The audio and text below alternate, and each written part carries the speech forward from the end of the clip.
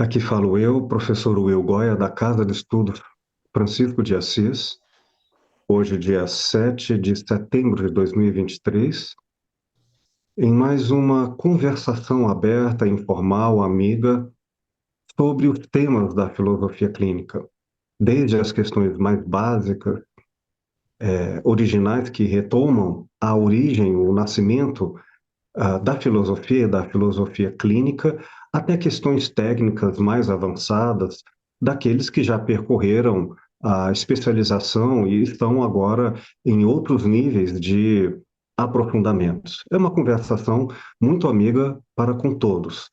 E, nesse sentido, fiz e refaço a pergunta da concessão de vocês para gravarmos.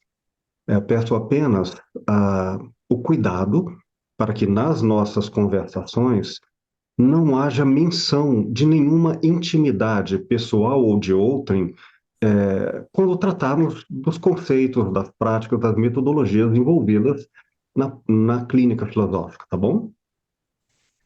Enfim, podemos gravar? Todos ok? Ok, Ótimo. Muito bem, vamos lá. Chegou recentemente o Felipe Jorge, do Rio de Janeiro. Bem-vindo, Felipe, boa noite. Boa noite a todos. Muito obrigado e um excelente estudo para nós. Ótimo. Vamos lá. Com o microfone aberto, fiquem bem à vontade para, através de questões, desde a curiosidade até mesmo a crise existencial, mas são inquietações, dúvidas, que mobilizam o pensar e o agir dentro da filosofia clínica. Vocês teriam já questões aí que gostariam de colocar para conversarmos a respeito?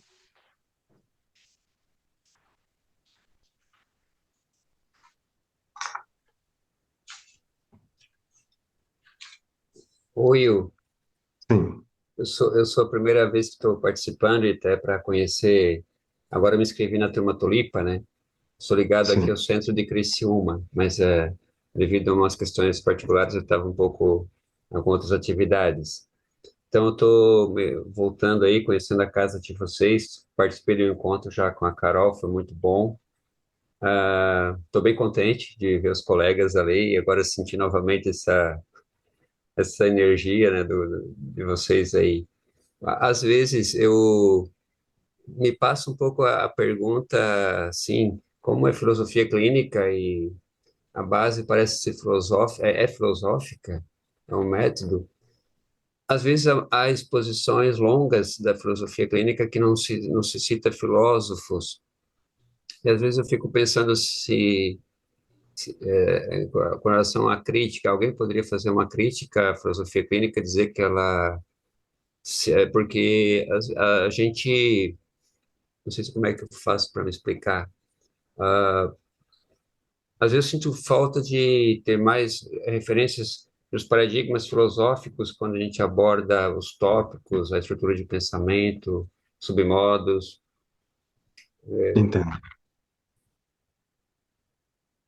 É pertinente, até porque a filosofia clínica, como um dos saberes de uma época, da nossa época, não é um discurso apenas interno àqueles que se perguntam e estudam sobre filosofia. Ele está inserido, a filosofia clínica está inserido num campo sociológico das ciências humanas, das questões éticas da nossa época, e é importante que esse espaço seja democrático. E, diante de qualquer discurso, sobretudo algo que se apresenta com responsabilidade ética no cuidar do outro, seja questionado, e está tudo certo. Faz parte a crítica, faz parte o não saber. Precisamos apenas, acredito eu, pelo menos eu tenho tomado essa postura ao longo desses muitos anos de estudo de filosofia clínica, distinguir as críticas no sentido de uma maledicência, de um simples mal-estar, de má fé, em que tanto faz o objeto será sempre de escárnio. Uma tentativa quase sempre pueril, mas comum, de tentar rebaixar o outro, o desconhecido, para se colocar na qualidade do superior daquele que é, está isento das próprias questões. Estas não convêm nem merecem ser respondidas porque tanto faz a elas se elas não terão a honestidade de um diálogo. Mas isso não quero dizer que seja o mero senso comum da, digamos, dos não acadêmicos.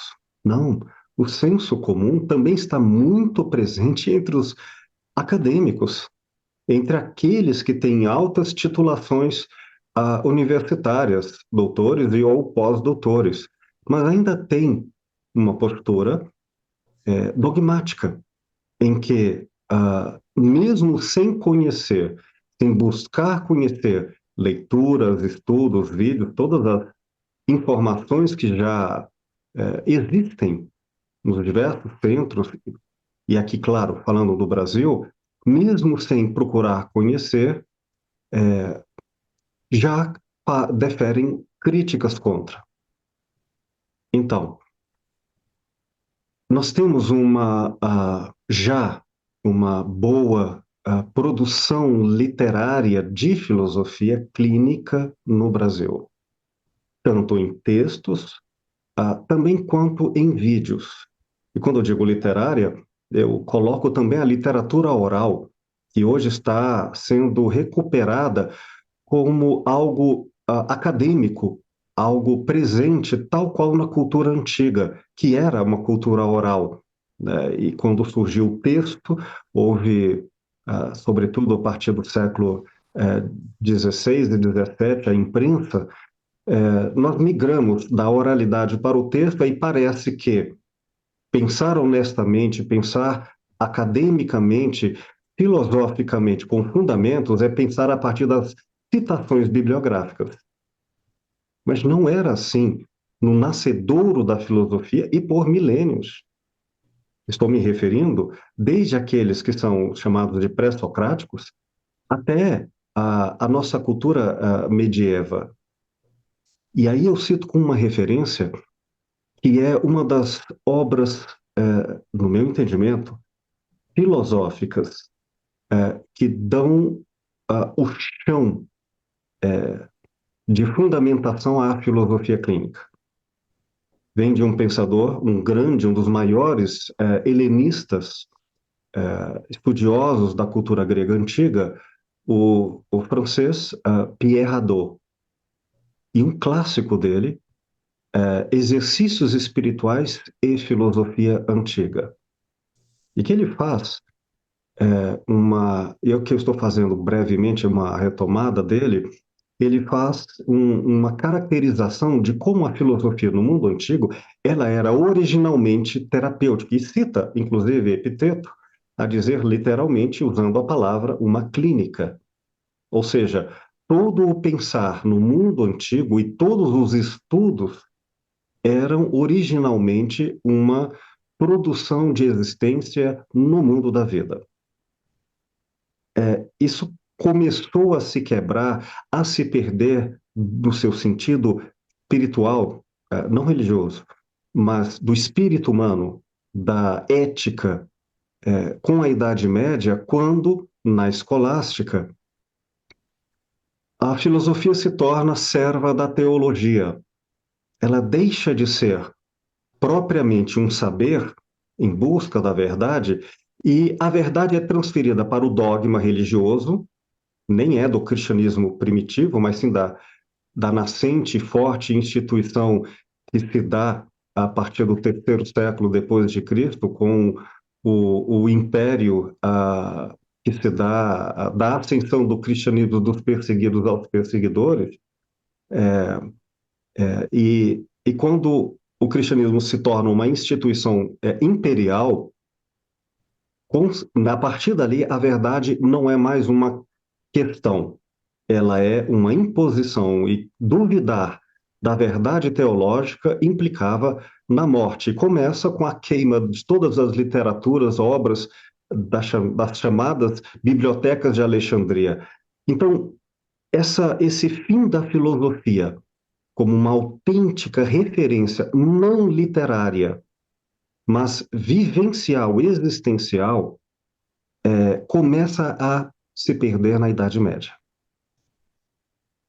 E aí, para sermos reconhecidos como filósofos, somente na medida em que éramos teólogos.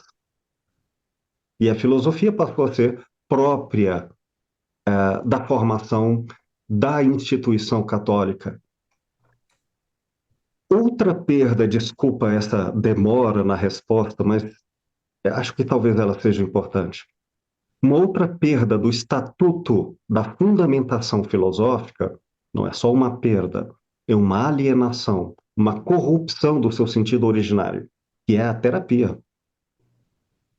Se dá no mundo progressivamente capitalista, em que o senso de propriedade deixa de ser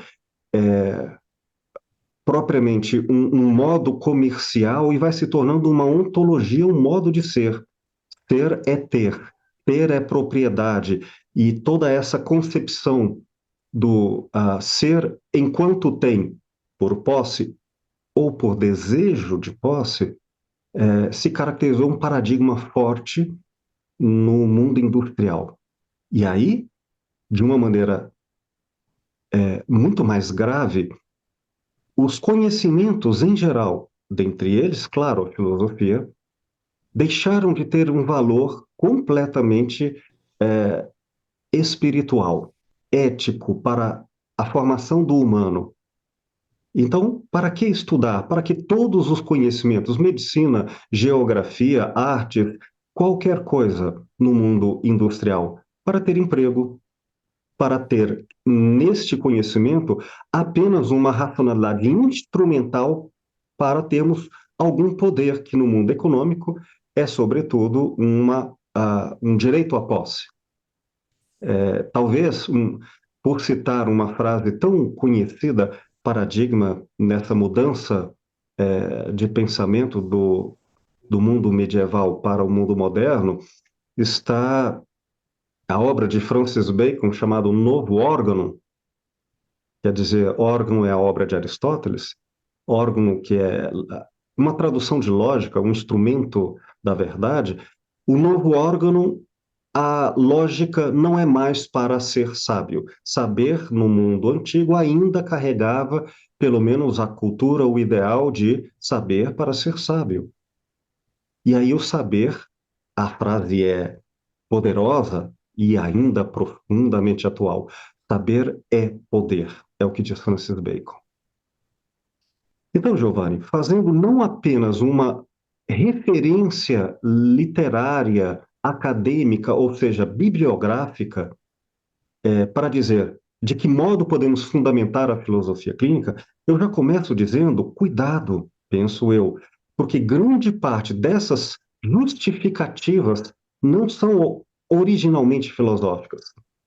Elas têm a ver com o estatuto de poder, no qual uma pessoa parece saber mais, na medida em que ela faz referenciações meramente teóricas, de referências que são aceitas num mundo acadêmico cheio de estatutos de poder, e, sobretudo, se isso servir para alguma coisa tão útil quanto a visibilidade, o marketing, enfim.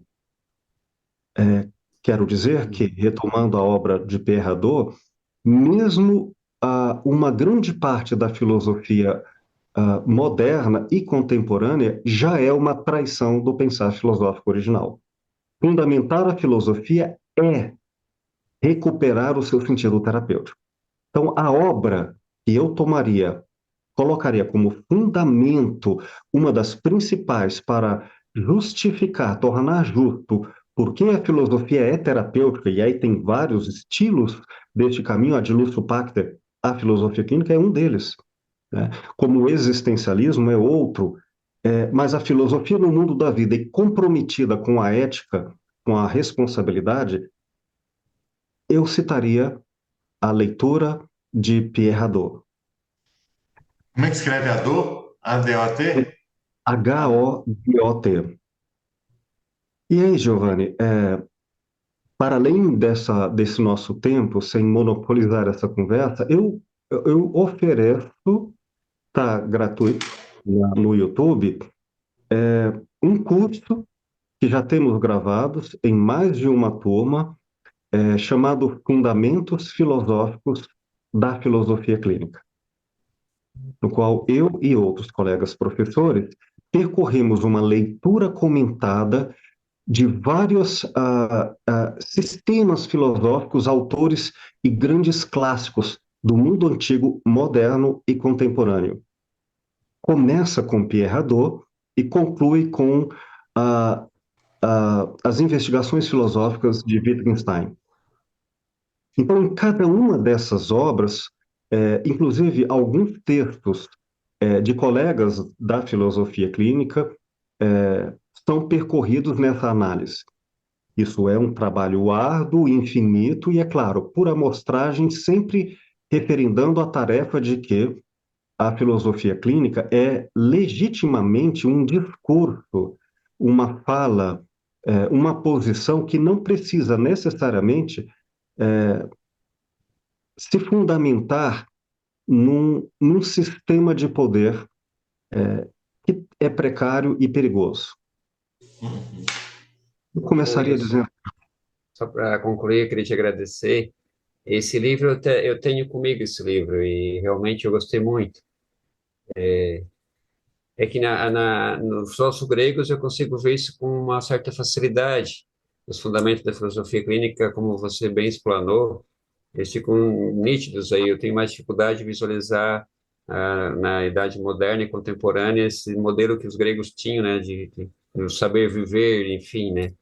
É porque eu tive professores meus que na graduação me deram aula e quando souberam que eu ia fazer filosofia clínica, eles eles me disseram umas coisas assim, tipo, não tem nada a ver, vai estudar inglês que é melhor. Isso aí é alienação. Então foi uma coisa chata assim, porque eu tentei e foi uma conversa assim nesse sentido por isso que é um preconceito, enfim. Eu só queria, mas eu te agradeço muito pela oportunidade de. Obrigado. olha, essa, eu perguntaria a esses colegas, primeiramente, o que leram a respeito, para dizer, diante desta leitura, eu faço críticas, mas criticar o que não conhece não me parece muito nem honesto intelectualmente. E é o comum. Então, ainda que isso seja dito por um catedrático, é, é falho no princípio.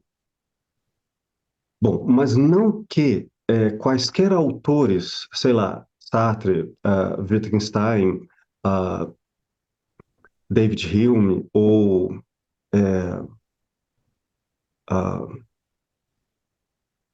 Merleau-Ponty, os fenomenólogos, não que cada um deles vai nos dizer que a filosofia clínica é válida, porque Lúcio Pachter cria um sistema filosófico. Em que se baseia esse sistema filosófico? Portanto, não é uma filosofia derivada de nenhum filósofo em particular, para dizer ela é fenomenológica, ou ela é estruturalista, ou pós-estruturalista, ou qualquer outra. Ela se baseia em um princípio que, aí é claro, dentre várias outras posturas, eu defendo esta. Desde 20 anos, mais de 20 anos, que eu, sei lá, desde 1998, que eu estudo filosofia clínica, eu estou convicto, e eu situaria a filosofia clínica no campo da ética. É um pensamento ético, um pensamento ato. Claro que, como a ética se desdobra em todos os outros saberes, podemos derivar a ética nas ciências, na política, na pedagogia, e seu alcance é a dimensão do humano. Nesse sentido, ela é humanista.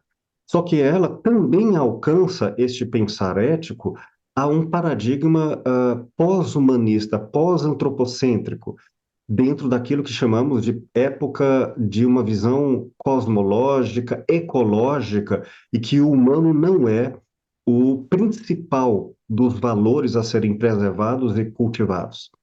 Nós estamos num ecossistema. E então inclui não apenas a conexão, a complexidade, mas também a transcendência, para além da racionalidade. Um dos autores mais contemporâneos que também nos ajudaria nesse universo de fundamentação é a Teoria da Complexidade de Edgar Morin, que nos mostra o quanto o princípio da incerteza é o mais autêntico e verdadeiro e atual dos saberes científicos. E quando nós incluímos a incerteza como conhecimento e não como falta dele, a incerteza é uma abertura ao infinito. E, portanto, as redefinições. É nessa abertura ao infinito que está a filosofia clínica. Especificamente, entendo eu, ela é uma ética de alteridade. Ela é um cuidado com o outro. Alteridade é a palavra grega. Em português, literalmente, seria a outridade, que não é coisificada naquele acolá. Outridade é uma qualidade do ser outro.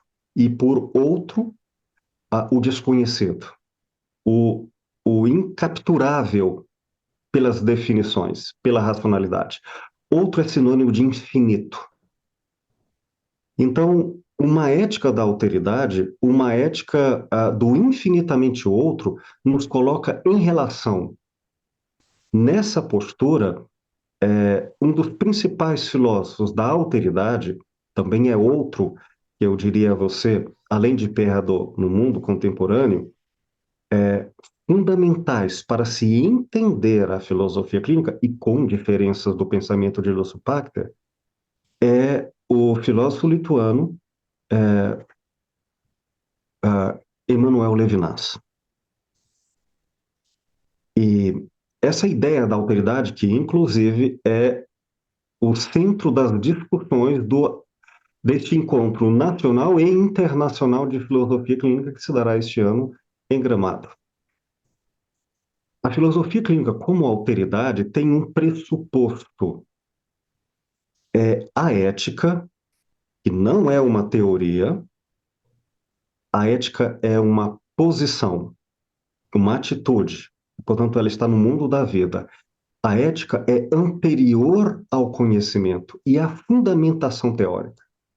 Isto é, para eu me relacionar com o outro, seja o outro uma pessoa, seja o outro um cachorro, seja o outro uma planta, enquanto diversidade, planeta ou Deus, transcendência, na relação entre o eu e o outro, esse infinitamente outro, mesmo que eu não o conheça, olha aqui, portanto, não só não precisamos, é importante que não caímos no erro de querer primeiramente fundamentar a filosofia clínica em alguma teoria. Isso seria um instrumento de poder, como Levinas coloca, e que foi o erro, inclusive, da cultura grega, e que ficou evidente no mundo moderno, que saber é poder. Então, com conhecimento ou sem conhecimento, é anterior a isso uma postura ética. E a filosofia clínica desenvolve essa postura. Como lidar com o outro? Como cuidar dessa relação com o outro? Esse cuidado, este cuidado, sim, envolve uma infinita aprendizagem. É preciso estar sempre estudando no sentido de procurando saber quem é o outro, mas eu não preciso primeiro conhecê-lo para depois respeitá-lo. Diante do mistério que se revela em alguém que eu não conheço, mas tem um rosto, eu já devo ter uma postura ética para com ele. Isso basta, Giovanni, e eu digo com legitimidade, aspas, acadêmica, mas eu vou dizer histórica, sociológica, justamente quando esse pensamento surge no pós-Segunda Guerra Mundial, enquanto todo o conhecimento produziu da racionalidade instrumental o horror do nazismo. Então, grande parte dos pensadores que vieram pós a década de 40 entenderam que é preciso um outro tipo de filosofia e que não perpassa pela justificativa teórica, mas ao contrário, passa antes por uma postura, de um posicionamento, por uma ética, por uma política, enfim, por uma ação, e enquanto e durante o processo, o conhecimento. Dizendo isso, eu acho que também a gente se posiciona.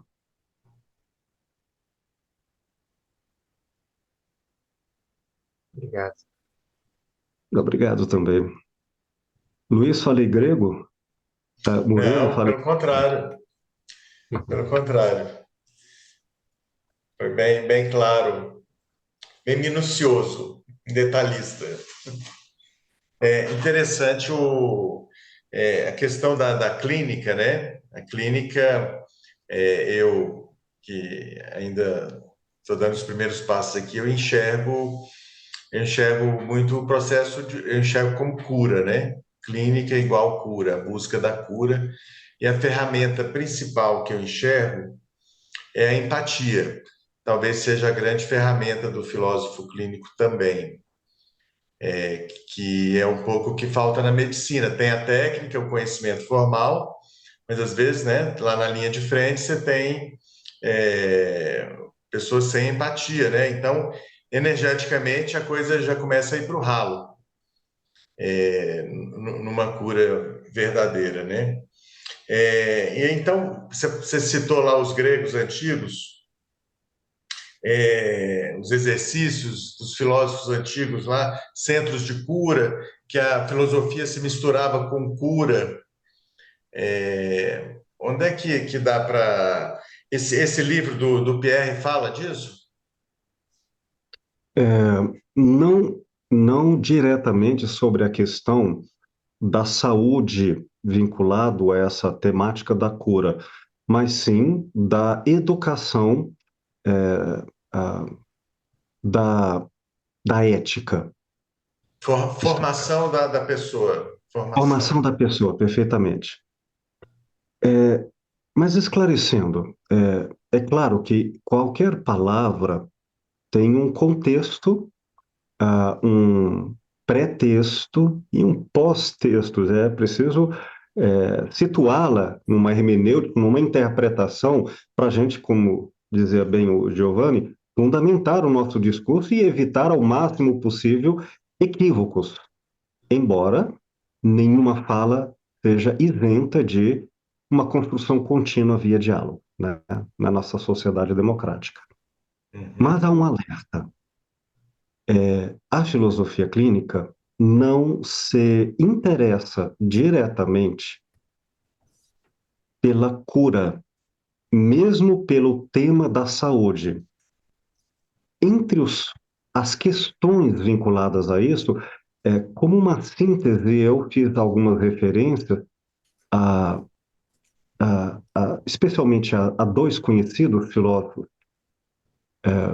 estruturalistas e pós-estruturalistas, Michel Foucault e Georges Canguilhem, que fora seu mestre, quando eles trazem o problema, o perigo de, em nome do que antes era a verdade ou a beleza, ou mesmo Deus, ter as ciências humanas e, portanto, a justificativa de poder que se construiu nas ciências humanas, uma tentativa de consertar o diferente, o improdutivo, numa sociedade capitalista.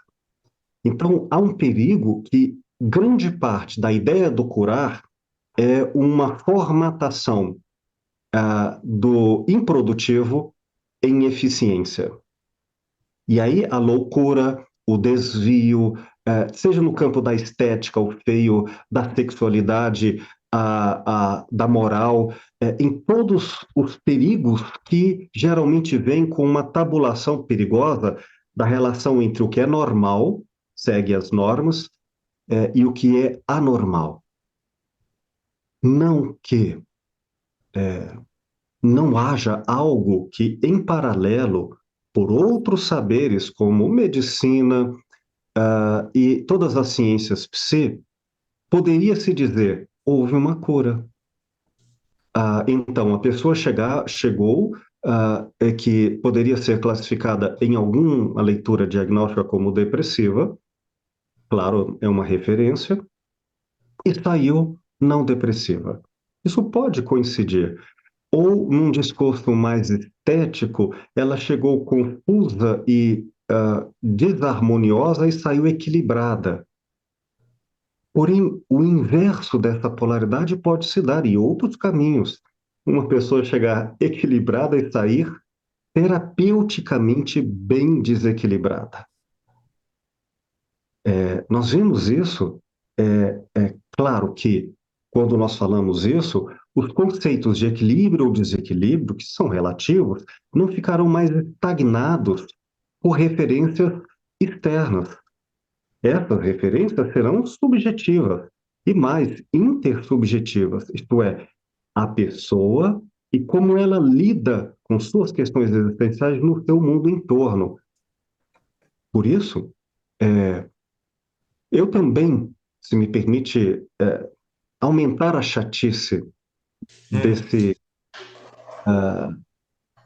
não sei, não é rigor, mas dessa preocupação ética, é também evitar essa palavra ferramenta. Porque a ideia da ferramenta em que eu aplico sobre o outro uma gama de conhecimentos e técnicas e ele é útil sendo transformado. O processo se dá não por meio de técnicas, mas através do próprio eu dele. Então, nenhum conhecimento externo, seja da medicina, seja das ciências psi, seja das religiosidades, será instrumento ou ferramenta. Ainda que convenham ou coincidam com o que ele já tinha. Será sempre a busca, aí eu substituiria a cura ou a saúde por outro conceito que é amplo, merece aprofundamento de potencializar a autenticidade dele no contexto de vida em que ele se encontra. Uhum. Perfeito, perfeito. Quem somos nós para curar, né? Não, e eu acho que a cura é necessária. Ela se Mas faz só naturalmente. existe a autocura, não existe outra. Bom, uma das questões da alteridade, isso é, antes do saber pôr-se à escuta, ao cuidado, faz com que nenhuma verdade, qualquer que seja, ainda que seja de boa crença e de boa fé para aquele que a produz, para aquele que a segue, mas nenhuma verdade será postulada de antemão. Nem que há Uhum. cura, nem que também não há cura, nem que se deva tomar medicação ou que não se deva. Estas questões pertencem a uma conjugação de um saber multidisciplinar. A filosofia clínica não está apartada das ciências, questões, tecnologias da nossa época. É uma conversação, mas é crítica. Crítica no sentido de não se faz com ingenuidade e não se faz, sobretudo, pelo critério de não desrespeitar o processo de autenticidade. E aí sim, muitas pessoas, inclusive, Luiz, falo por experiência clínica própria, não procurarão qualquer coisa ligado a uma espécie de existência espiritualmente mais rica, mais autêntica. Elas, algumas pessoas procurarão o consultório de uma maneira profundamente instrumental. Eu sou gago, e quero falar bem. Aliás, uma das turmas que no passado desenvolvemos aqui, totalmente presencial, no espaço da Cefa, aqui em Goiânia, em que eu atendia pessoas ao vivo. E os colegas estavam ali todos presentes na sala, que você viu em vídeo, não o atendimento, mas viu a sala, e atendendo aquela pessoa, depois que ela saía, a gente conversava sobre os modos, submodos, as questões teórico-práticas envolvidas no processo. E aí, uma brincadeira. Brincadeira, assim, um humor com o que aconteceu. É Hum. sempre um problema, né? É sempre um desafio, uma coisa dessa natureza.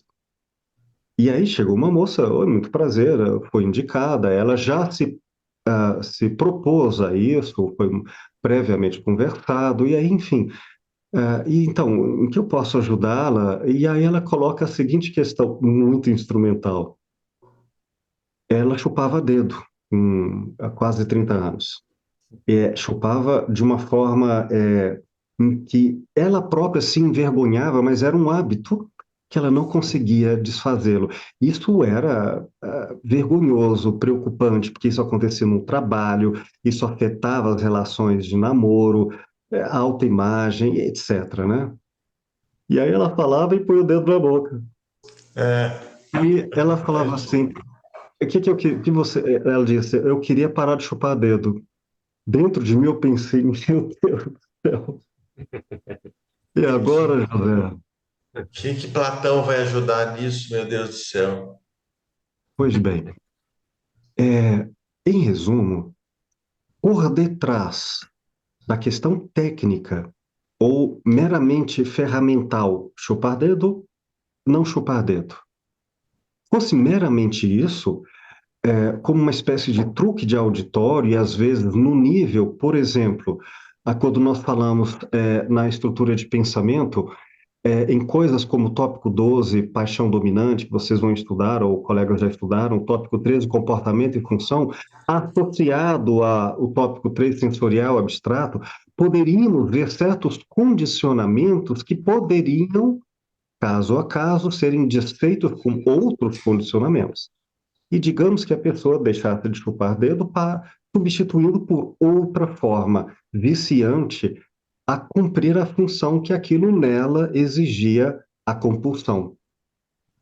Mas não foi o caso, graças a uma felicidade de ultrapassarmos essa mera questão instrumental.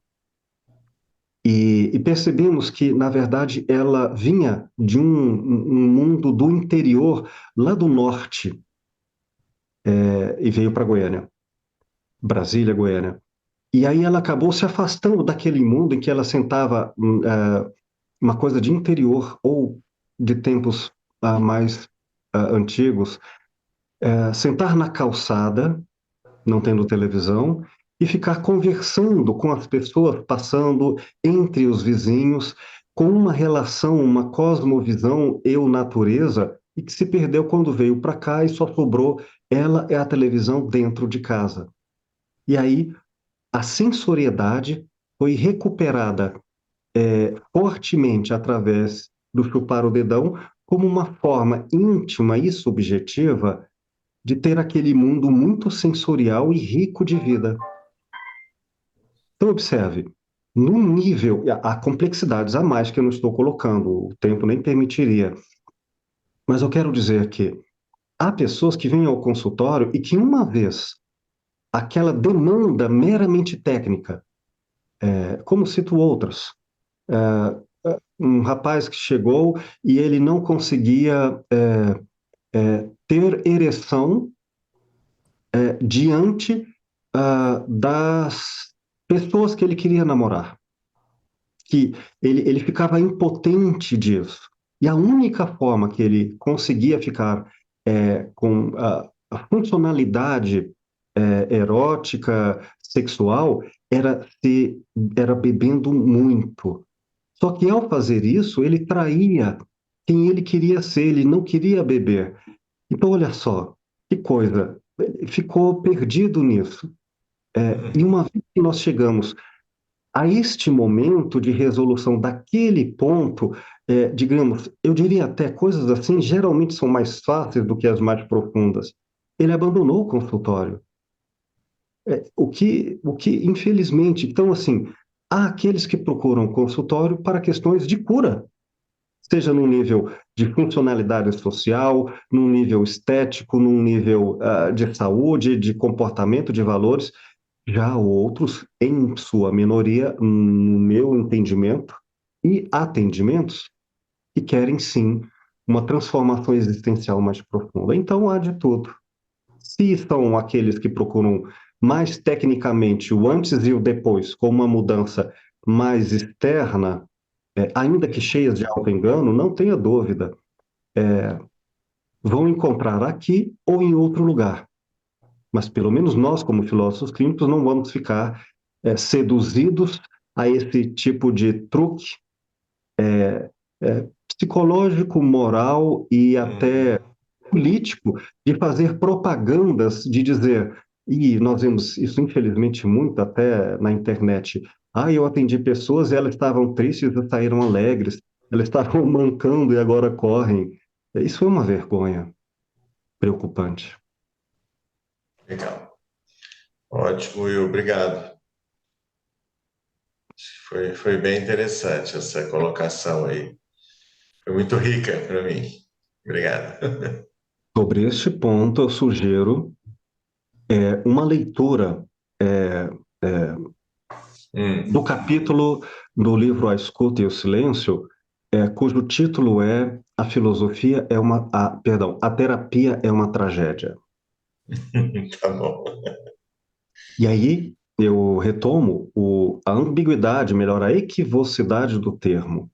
Tragédia no mundo antigo tinha a ver com o sentido da existência. A finitude, a morte, como formas de entender e potencializar a vontade de viver. Não era uma reclamação. A tragédia e a falibilidade, nós vamos envelhecer, vamos morrer, mesmo querendo amar, não seremos amados e teremos frustrações. Os gregos criaram movimentos em transformar todos esses elementos trágicos em riqueza de vida, nos seus mitos e nos seus exercícios, inclusive do teatro como uma terapia das cidades.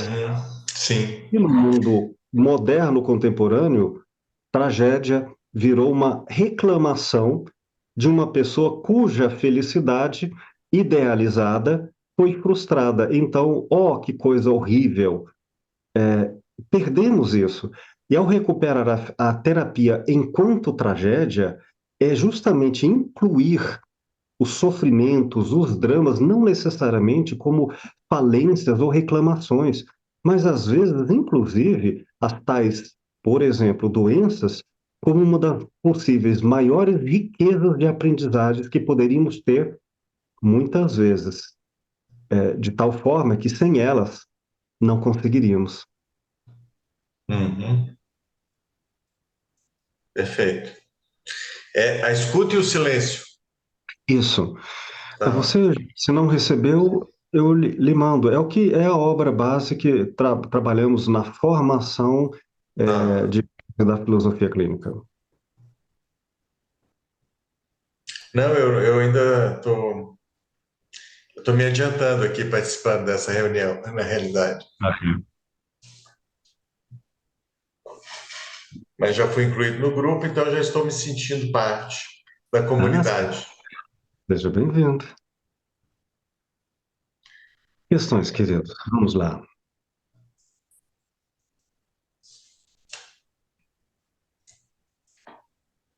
Murilo, João, Felipe, Sônia. Sônia, bem-vinda, Sônia. Sônia não se manifestou ainda. Felipe, querido. Olá, Felipe, Jorge, meu xará.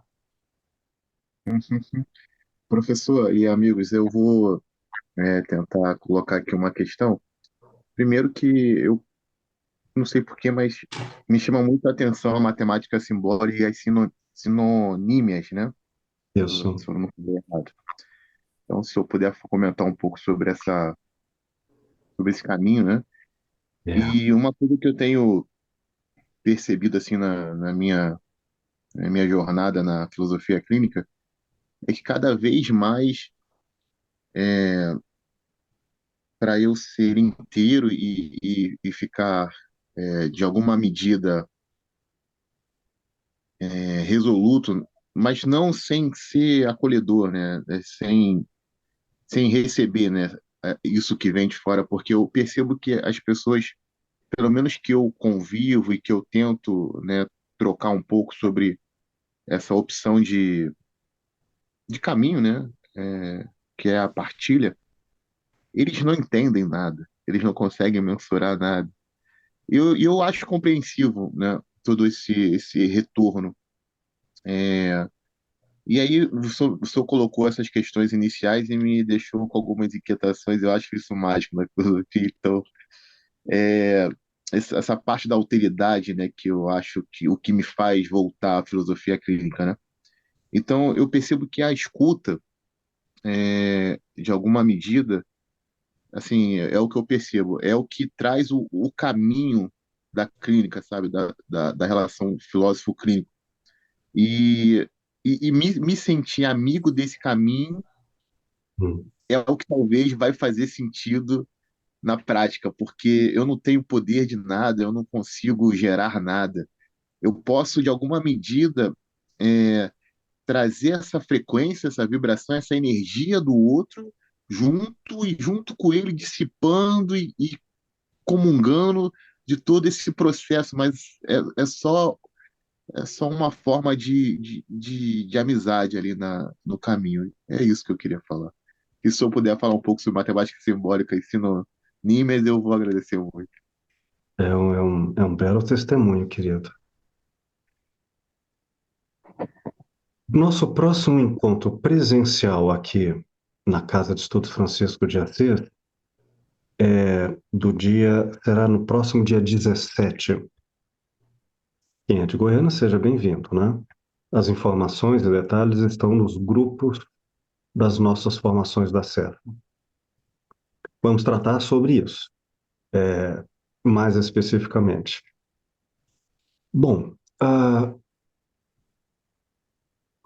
quando falamos no outro, na relação eu-outro, um humano com outro humano, nós falamos dentro daquilo que adequadamente chamamos de responsabilidade,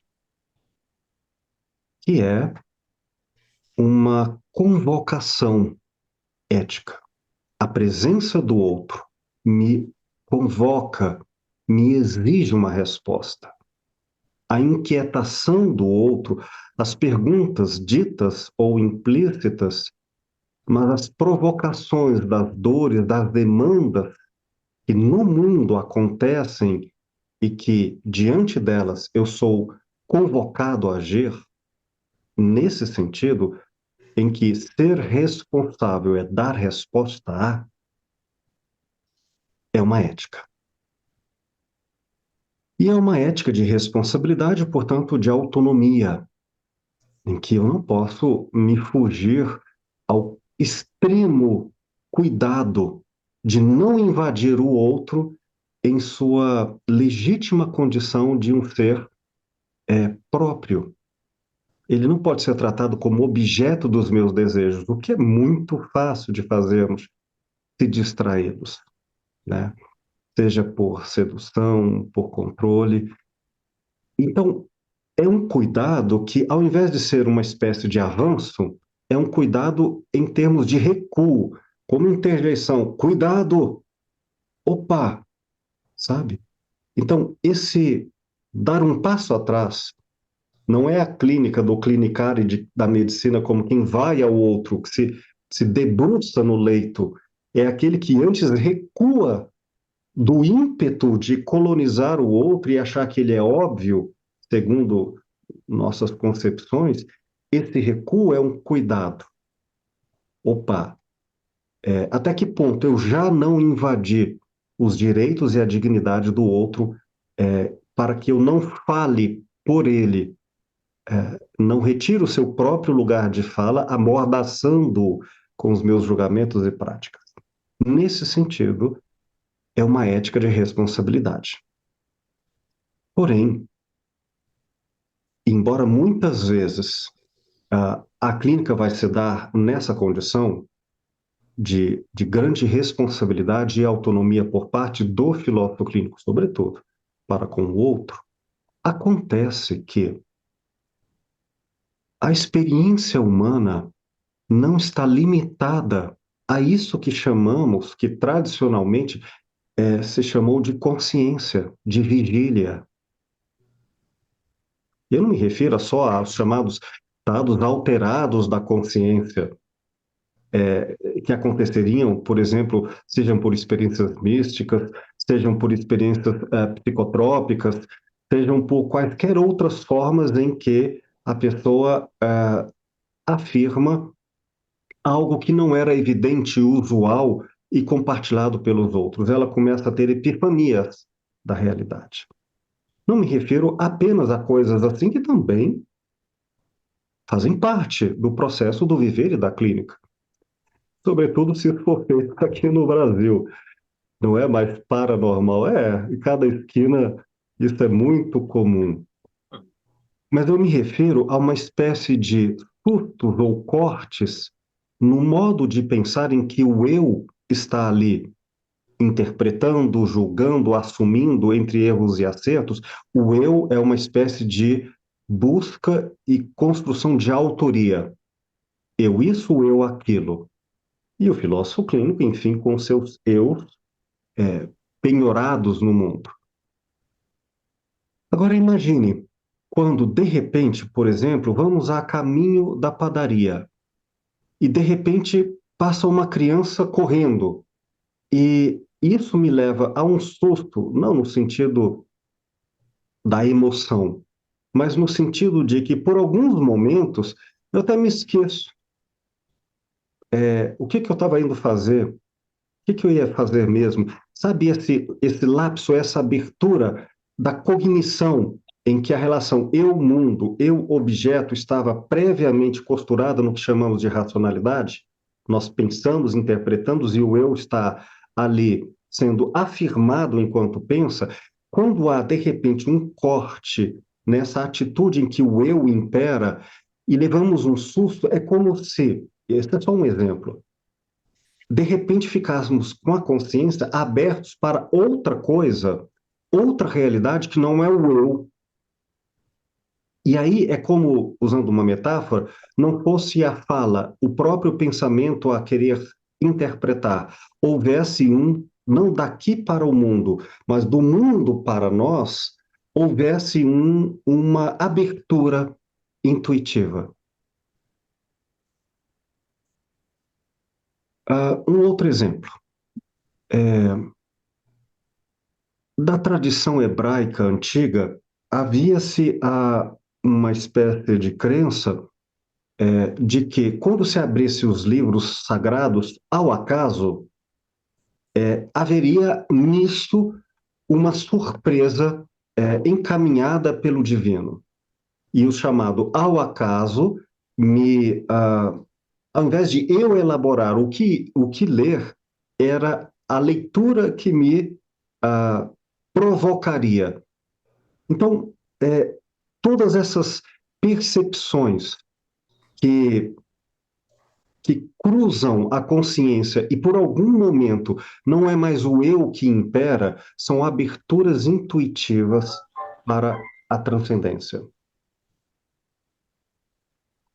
Esse espaço em que nós precisamos ouvir não apenas o que a pessoa pensa sobre o mundo, mas dar abertura, e algumas pessoas em consultório trazem isso, elas dizem, doutor, não sou eu, é a vida que quer isso de mim. Ué, existe essa entidade chamada vida? Ou vamos dar outros nomes. Não sou eu, é Deus que quer, sabe? Ou vamos usar, por exemplo, aquilo que alguns chamariam de Gaia, o espírito do planeta. Quero dizer, não é apenas os humanos, mas o próprio planeta, Gaia é o mito grego, né? Do espírito do o planeta está dizendo coisas. Na medida em que não é mais o humano, a racionalidade que comanda a realidade, apropriando-se dela por interpretação, nós estamos falando de uma transcendência, de uma abertura para algo que não é a responsabilidade do eu direta. Esse espaço é o que estuda a matemática simbólica. É o espaço para o além do eu. Por que matemática? A ideia de matemática simbólica, que é o tópico 29, se dá quando o Lúcio Pacta recupera a maneira como a matemática originalmente pertencia ao mundo da vida e não a maneira como a matemática se tornou no mundo formal e lógico, moderno, instrumental, como uma abstração independente das vivências. No mundo antigo, seja as questões algébricas, sejam as questões numéricas, elas estavam dentro de uma filosofia, dentro de uma vida. Nesse sentido, a gente começaria agora em questões, é, em questões filosóficas, no consultório, a nos perguntarmos sobre certas mensurações, sobre uma espécie de novos cálculos. O quanto é a pessoa que está dizendo e o quanto, por exemplo, é a cultura que fala através dela. O quanto é a racionalidade do que ela está pensando e o quanto é outra coisa que está presente no consultório. Todo esse espaço em que estamos falando agora em uma dimensão, em um cálculo do transcendente, ela é muito mais presente em nós do que ordinariamente nos damos conta. Tomem vocês como exemplos. O quanto de suas decisões foram exatamente frutos dos seus cálculos, frutos das suas próprias escolhas. Ok, um tanto delas, que dirão, você, em sua memória, em sua historicidade, foram sim, fui eu. Mas e o quanto de coisas ou situações é, aconteceram, foram provocadas e poderiam dizer, e aí vamos abrir essa hipótese do transcendente no consultório. Parece-me que não foi ao acaso, parece-me que há alguma coisa, e as palavras começam a ser imprecisas neste cálculo. Algo está me dizendo. A relação entre o eu e o outro deixa de ser o eu em primeiro lugar e coloca o outro, o transcendente. Tem algo no mundo, tem algo de transcendente que está a me dizer? Tem algo que não se restringe ao meramente racional? Esse é o espaço estudado na matemática simbólica. Mais claramente, aí nós não estudaremos a dimensão direta e privilegiada do eu, que é mapeado e compreendido enquanto estrutura de pensamento. A forma de compreensão teórica, abstrata, de chegar ao outro através do estudo da historicidade, da maneira como ele perspectiva o mundo. Então, parte da clínica se faz no conhecimento e na aprendizagem do outro. Ok. Mas há uma parte na clínica que pode se dar através do que vamos chamar, então, de estruturas de pensamento coletivas. Quando não é o eu, o autor, o mais importante, mas sim o entorno, o mundo, o transcendente que estaria falando. Eu digo isso por uma questão que é bem complexa, que não cabe aqui resumi-la, significa que não podemos cometer um erro dogmático, como fez, por exemplo, o existencialismo, em dizer que, e é não só um erro lógico, como, na minha opinião, um erro ético, quando, por exemplo, autores existencialistas vão dizer não existe nada nem antes e nem depois da existência, de Heidegger a Freud. Por isso, diante da morte, só resta uma coisa, a angústia, porque o homem é esse espaço entre o nascimento e a morte. Será que é só isso? Não existe algo, não só biograficamente nesse espaço, como não existiria algo intuitivo que não cabe na linguagem do eu? Percebe que essas questões também podem ser convidadas à conversação na clínica? Senão, eu teria que perguntar a Freud, qual a prova que não existe a vida após a morte? Percebe que, no fundo, isso não passa de uma crença? O existencialismo ateu é tão crença quanto o espiritualismo. E se vamos atender, me lembro aqui de uma obra de Freud chamada O Mal-Estar na Civilização, se atenderíamos pessoas em que a psicanálise freudiana caberia muito bem à explicação, o modo de pensar dela, quando Freud cita Francisco de Assis e diz que a maneira como ele sublimou a angústia de que ele era um ser mortal e que a vida não fazia sentido foi fabricando a neurose, a ilusão de que Deus existe e que tudo estava explicado religiosamente. Essa leitura que Freud fez de Francisco de Assis é a correta? Ou, se atendêssemos Francisco de Assis, eu teria que dizer que Francisco de Assis está errado e é um neurótico? Então, imaginemos que atendêssemos em consultório, de um lado, Francisco de Assis, estou pegando dois modelos grandes da nossa história, e de outro lado, Freud. Não seria um erro de alteridade se eu não aceitasse o que Francisco de Assis colocaria como sendo real e possível uma vida para além do eu, que ele chamaria de infinito, cosmos, Deus, entende? Quem nós atendemos em consultório, Felipe? Não apenas indivíduos, mas podemos atender egrégoras, pensamentos coletivos, elementos transcendentes à racionalidade. Quando essas coisas fazem parte do fenômeno trazidos à clínica, nós também conversamos com isso. Ajuda a aproximar dessa questão, Felipe? Sim, muito. Não ficou claro, professor, a diferença também, né, de matemática simbólica para sinonímias, mas aí depois, se eu puder falar. E Esclarecendo as líneas, sim. não é isso.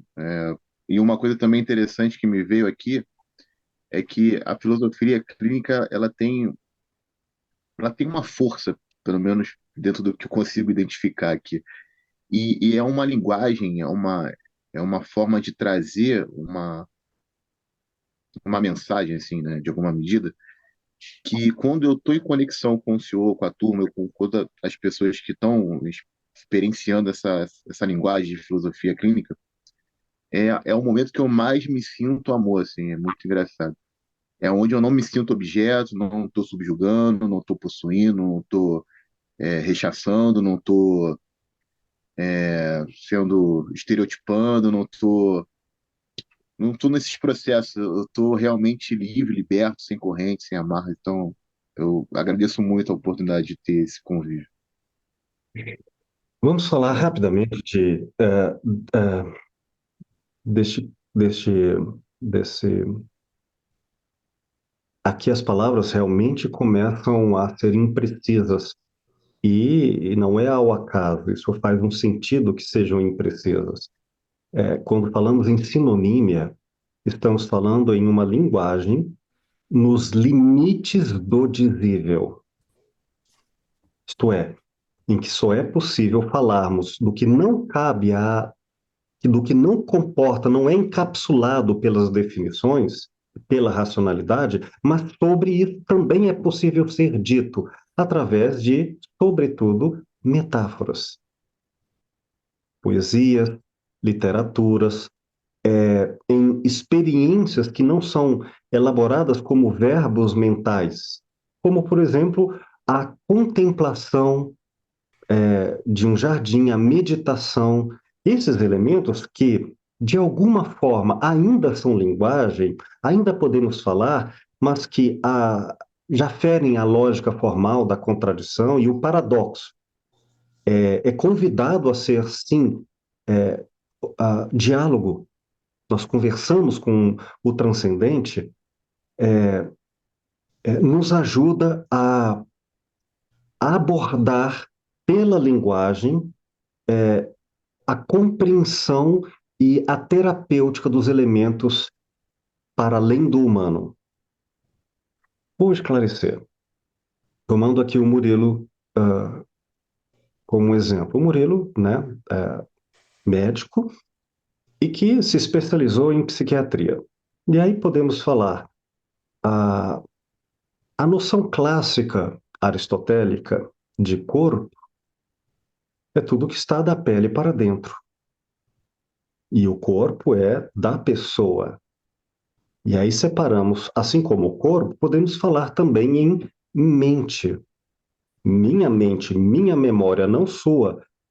Eu mordo um morango, é minha experiência subjetiva do morango, não é sua. Percebem? A apropriação do eu em toda a concepção de realidade, a perspectivação que o eu confere do corpo e mente, pois bem, até certo ponto isso faz sentido e a gente pode falar. É o pensamento do Felipe, é o pensamento do Giovanni, é o corpo do Luiz, qualquer coisa assim, com uma espécie de centralidade.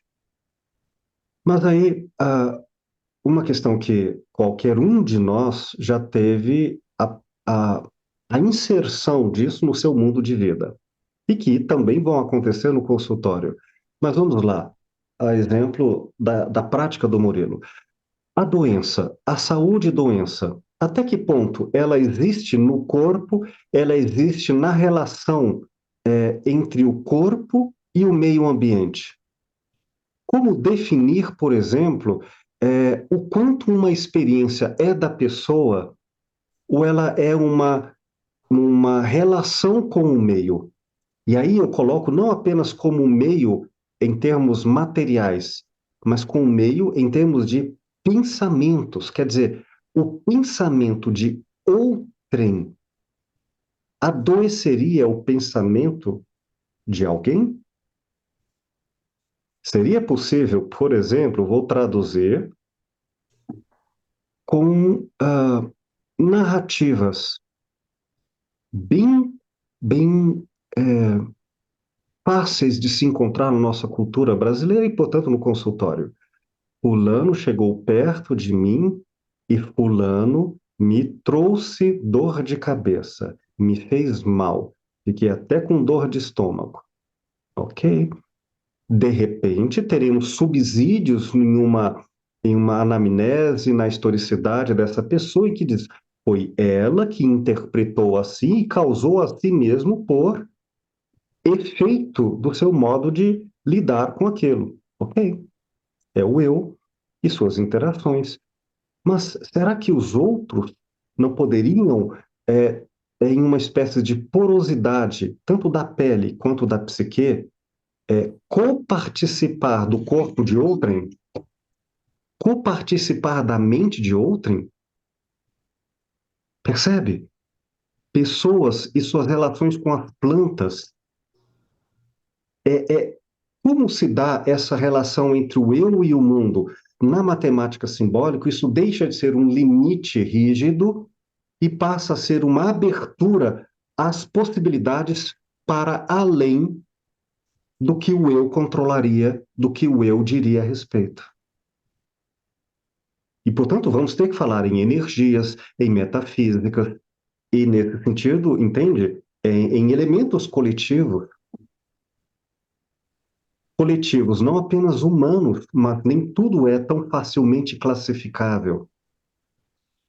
Onde é que entram as sinonímias? Desculpa, mas para o momento é um resumo muito curto. Vamos fazer agora um deslocamento da estrutura de pensamento do indivíduo, nisso que chamamos de 30 tópicos da estrutura de pensamento, uma espécie de mapeamento do que podemos conhecê-lo. Não é a pessoa, mas é uma aproximação do seu modo de interpretar o mundo. Ok.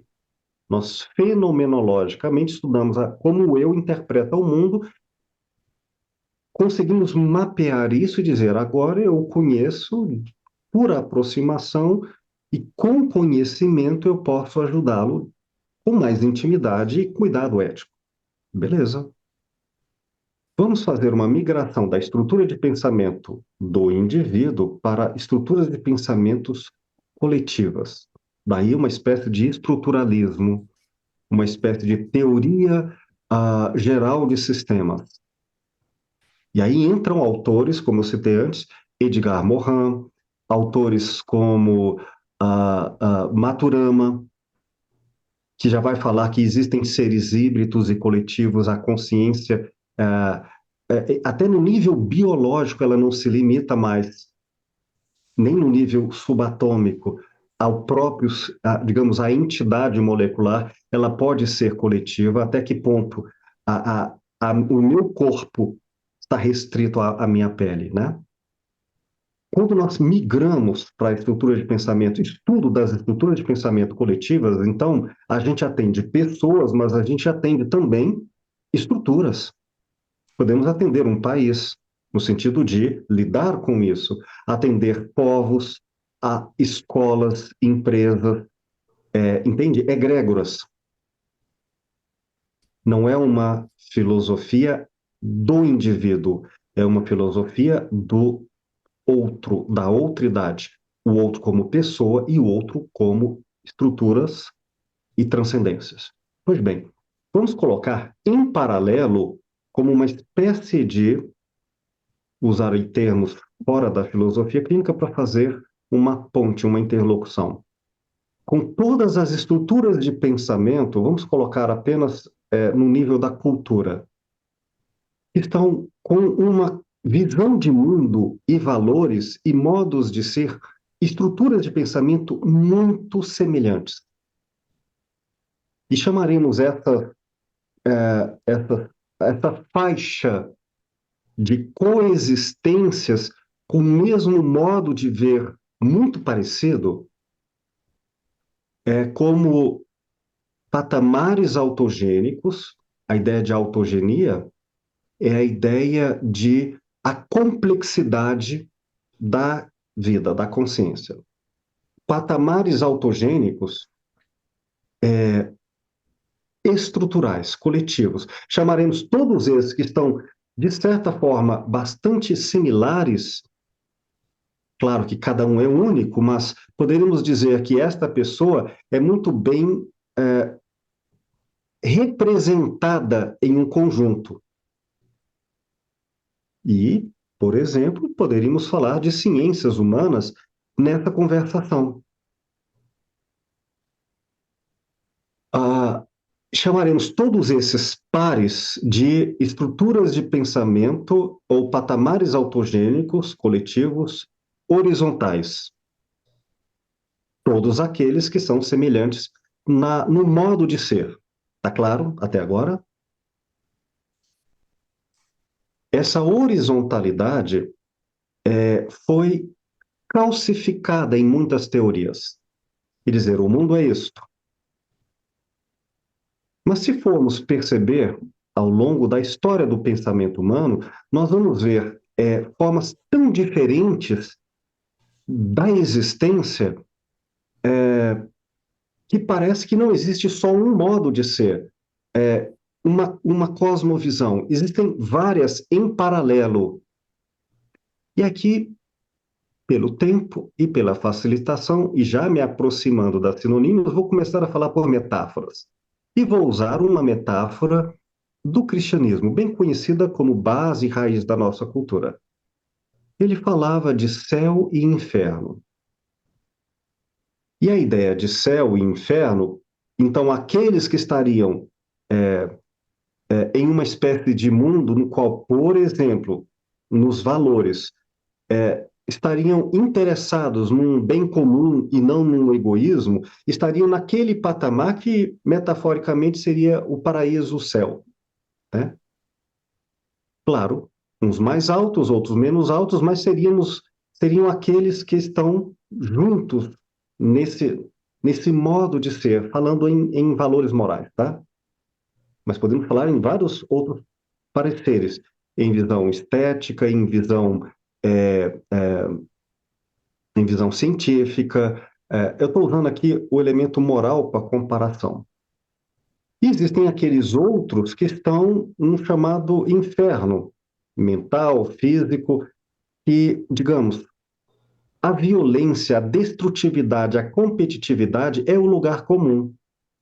Assim, podemos encontrar em todas as épocas pessoas que seriam bem aproximadas do que chamaríamos de inferno. E pessoas que muito também facilmente seriam aproximadas de uma espécie de céu, em termos de valores morais. Quando nós falamos em diferentes patamares autogênicos, nós dizemos não existe apenas um mundo, podem existir infinitos. E uma das formas de matematização disso, matemática simbólica, é um cálculo das complexidades e não das individualidades. É falarmos em patamares autogênicos verticais, portanto, menos mecânicos. Lembra a ideia da mecânica, da mecanicidade, causa e efeito? Lógica, no paralelo das emoções e dos valores, por exemplo, a emoção ela é entendida como uma coisa, como uma posse e como uma lógica excludente. Ou você me ama, ou você não me ama. Entende? Se você me ama é tudo, se não me ama é nada. É uma espécie de coisificação e todos estes que vivem numa forma muito mecânica do existir, nas emoções, nos comportamentos, etc., estão no mesmo patamar autogênico. E aí vamos dizer, numa análise vertical, uma espécie de grafismo, e aí já vamos começar a fazer um cálculo de estudos de estruturas de pensamentos coletivos. Vamos falar em mais verticalmente mais altos ou mais baixos. Está claro até agora? Podemos, não que um seja melhor ou pior. E o problema existencial imagina uma pessoa que, por exemplo, olha que interessante, vive no que chamaríamos metaforicamente de inferno, vibra, concebe, existe, mas convive com pessoas num paralelo, né, verticalmente um pouco mais elevado, elevado também é uma metáfora, né, não que é melhor, entre pessoas mais pacíficas. Ela não vai estar bem ambientada. Quer um exemplo? Muitas pessoas dizem, eu queria um amor que fosse em paz, tranquilo, e ela diz isso, mas na verdade, se ela encontrasse um amor tão calmo, ela diria: que coisa chata, não tem graça nenhuma. E o melhor mundo para ela seria bem o clássico das músicas sertanejas, entre tapas e beijos. Então, talvez numa terapêutica seria um realocamento de vizinhanças existenciais de níveis mais elevados para níveis mais adequados em que ela se ambientaria, se sentiria, aspas, em casa. Olha que curioso. Há pessoas que se ficarem, digamos, mais éticas, elas ficarão inautênticas. Se elas forem mais generosas do que elas seriam capazes disso, elas estariam em uma espécie de oxigênio que não conseguiriam respirar. Então, essa migração entre mundos, entre faixas de existência em paralelo, verticalmente mais altas ou mais baixas, é um estudo que nós agora procuraremos na matemática simbólica calcular qual o melhor mundo, paradigma de correlações no mundo em que ele vive, que ele alcança, que seria para ela mais adequada. Agora, a questão não é mais ela e a sua visão de mundo, é ela e as circunvizinhanças. É um cálculo entre a estrutura de pensamento pessoal e coletiva. Isso é o que chamamos de vertical e horizontal. Horizontal, todos aqueles que são semelhantes no modo de existir, concepções de vida e valores, enfim, a estrutura de pensamento. Vertical, quando diremos é menos mecânico, mais sutis, ou mais mecânicos, mais densos, entendo as metáforas. Até aqui, me desculpem, esse proselitismo, mas tá ficando claro essa ideia de estruturas de pensamentos coletivas verticais e horizontais? É uma viagem caprichada, hein? É uma viagem profunda, muito profunda, meu Deus. Mas, Oi, eu. Giovanni, só para dar um exemplo, Sim. é como se faça assim, olha, eu vou fazer uma consultoria em uma escola. E aí, a grande questão essa escola lida, por exemplo, não apenas geograficamente, mas ela lida com um grau de violência muito mais forte do que em outra região ou em outros valores. Significa que eu tenho que, portanto, estabelecer relações pedagógicas, relações morais, relações políticas, relações financeiras que, que não podem ser tratadas coletivamente no mundo da mesma forma. Nós estamos agora estudando a relação mundo-existência para além do indivíduo, no qual o indivíduo está inserido. E para completar aí, Giovanni, eu abro a você. Se fizermos esse cruzamento entre os patamares autogênicos horizontais e os verticais, nós teríamos uma espécie de mapeamento das estruturas coletivas. Aí imagina outra coisa, acontecimentos chamados transversais. Eles não podem ser classificados claramente nem como verticais, nem como horizontais. Eu não sei dizer em que fenômeno é esse, como é que isso acontece. Ele simplesmente corta, assusta, interrompe, retira a clareza desse julgamento. Então, existem fenômenos dessa natureza. E, entre eles, nós vamos ver estes que nos surpreendem. Não são nem bons nem ruins. No limite de tudo isso, chamamos de sinonímias. Ou seja, a linguagem já não racional, metafórica, em que conseguiremos, talvez, nos aproximar da transcendência e como que conversar com o mundo. Eu convido a vocês a uma leitura um pouco melhor ou mais orientada sobre isso, de um artigo que escrevi, o 8º capítulo do livro Filosofia Clínica e Espiritualidade. O artigo, eu não me lembro o título agora, eu faço uma apresentação um tanto mais linear e didática do movimento na clínica, desde questões existenciais até estas questões da matemática simbólica. E aí concluo pelo pouco tempo, peço perdão, mas nesse esforço de tradução, concluo como um exemplo de sinonímias, de linguagens metafóricas com as quais conversaríamos com o mundo, conversaríamos com a transcendência, o tarô, búzios, toda a imagem oracular, todos os elementos que procuram lidar através de uma abertura intuitiva para escutar não apenas pessoas, mas o que patamares de existência coletiva teriam a dizer. Desculpa, por enquanto, isso, Giovanni. Não, Will, só compartilhar, eu achei uma viagem incrível, para mim nossa, foi muito bom essa tua fala, foi muito boa.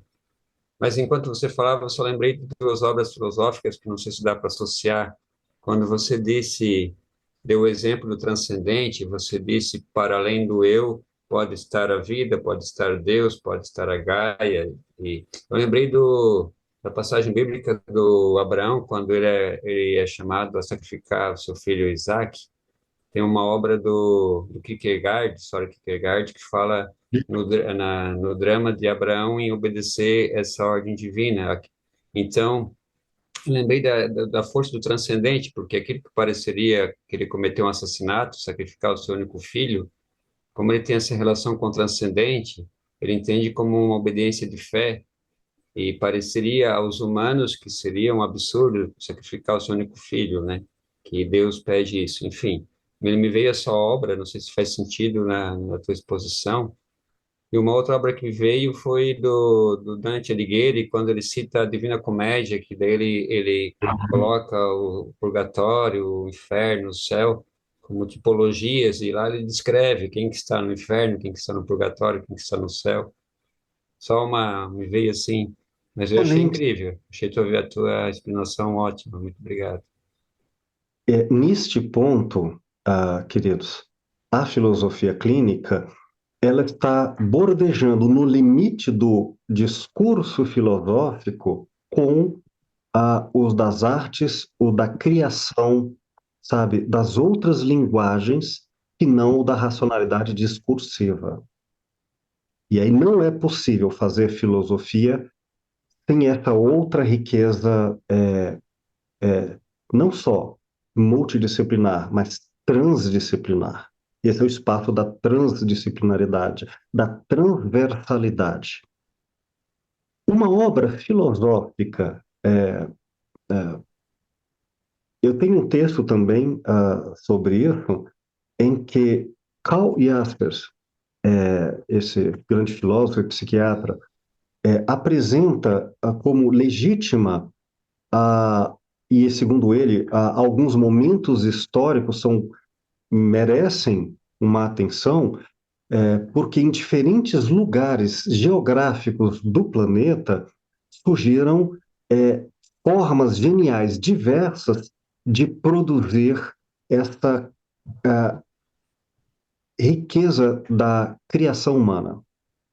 E aí nós temos, por exemplo, na mesma época do nascimento da filosofia grega, nós temos o nascimento da cultura Veda na Índia, né, os Rigvedas, daí virá o hinduísmo, inclusive uma coincidência muito próxima entre a época de Sócrates, a de Krishna, a do príncipe Siddhartha da tribo de Gautama, o então conhecido como Buda, no Egito, e ele vai dizer isso também não ao modo grego, mas a outros também geniais e devem ser considerados no mesmo estatuto de aprendizagem, são também filosofias.